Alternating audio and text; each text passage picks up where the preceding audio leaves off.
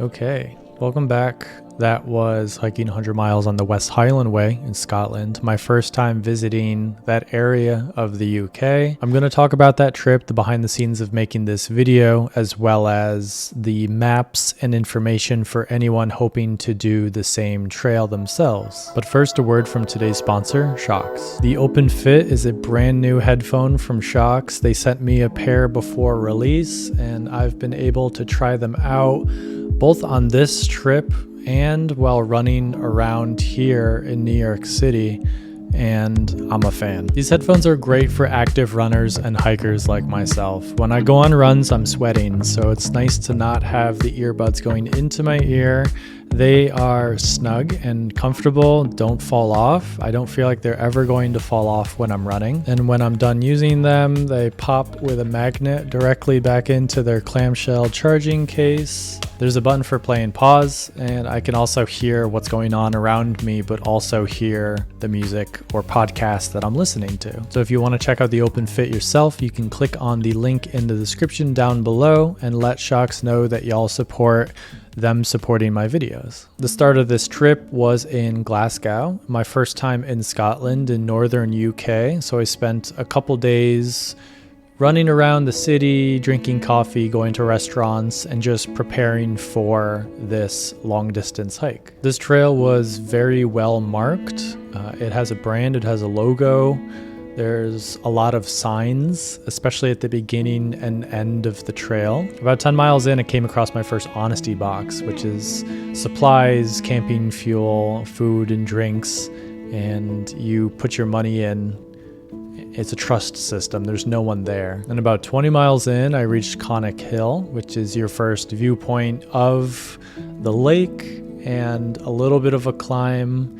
It was a little windy up there, but the wind, as you come to realize, is nice because it gets rid of the bugs. If there's no wind, the bugs come out. And the bugs at this time, when I hiked in mid-June, early summer, are midges. Midges are tiny little bugs that bite and go for your eyes, your ears, your nose, and they are terrible. The entire time that I'm hiking during the day, they are not a problem at all because of the sun, the wind, the temperature. The only time they're a problem is when you stop, and the morning and the night when you're at camp in your tent. Being from the US, you for sure know about mosquitoes, and I've had a couple bad instances in Idaho and California during the summer.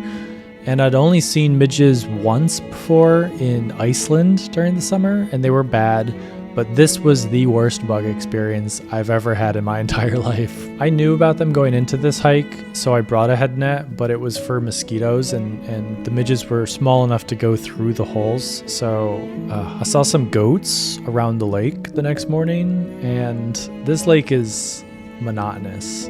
The thing about, like, as soon as I saw the trail and how many miles it was along this lake coastline, I was like, that's gonna get old after the first mile, and it did. It just keeps going and going and going and going. Day 2 got more into the highlands, but it's still a lot of road walking. When I went to the Strava event in LA a couple weeks ago, the owner of this company, Noodlist, plant-based instant noodles, gave me a bunch of packs, and I brought them on this trail, and they were delicious. So thanks for sending me those. This was a nice view approaching this mountain. The morning of day 3 with the midges was the absolute worst. I could see them outside my tent. So I prepared and packed as much as I could, and then ran out, packed the tent up, and just started walking. And within that 2-minute time frame, I got bit so much. It was such an unpleasant experience, and this is what my face looked like. All of these bugs got through the net and attacked my face. Like I mentioned, I did this hike in mid-June, and I think it would have been ideal to do it a little earlier for a couple of reasons. There would be no bugs, fewer people, it would be a little colder. It was really hot on this hike, really sunny. And there would also be snow on the tops of mountains like this. And the grass, the lowlands would be brown and tan. And I think that is the vibe that I've seen online, and it's really cool and unique looking. So I kind of regret not doing the hike then. This right here, this is my post-hike cravings. The salt and vinegar chips, orange juice, and berries. Fantastic. I'm for sure American. I'd never had fish and chips before. I had it. It's kind of basic. I guess it's a pub food. I guess I just don't like pub food in general, but I would say chicken wings are better than this. But I had some fish and chips while in Scotland, so I can at least say that. And eventually I made it to Fort William, the end of the West Highland Way. It reminded me of Canada a bit. It was pretty cute, a little touristy, but it was nice to finish the hike. But next to Fort William is Ben Nevis, the highest point in the UK, and I decided to go and summit that after doing this West Highland Way. So it's not technically part of the West Highland Way, but I included it in this video. I started at 4 a.m. because there was a bit of a hike to the trailhead, and I went up the less popular CMD route, which had a little bit of scrambling. It wasn't anything crazy at all. It was pretty easy, to be honest. But I didn't see anyone up that entire route, which is kind of crazy because going down the other side, hundreds of people. The tourist route, it's kind of like a staircase up to the peak. But yes, at one point, I was the highest person in the UK. Glad I did it. It was a big ascent, but a nice little day hike. And I listened to The Dark Forest and 3 Body Problem for most of that hike, to be honest. I was slamming. I was just destroying audiobooks on this trip just because there were a lot of long days on flat trails. So just me and the sheep out there, a lot of sheep.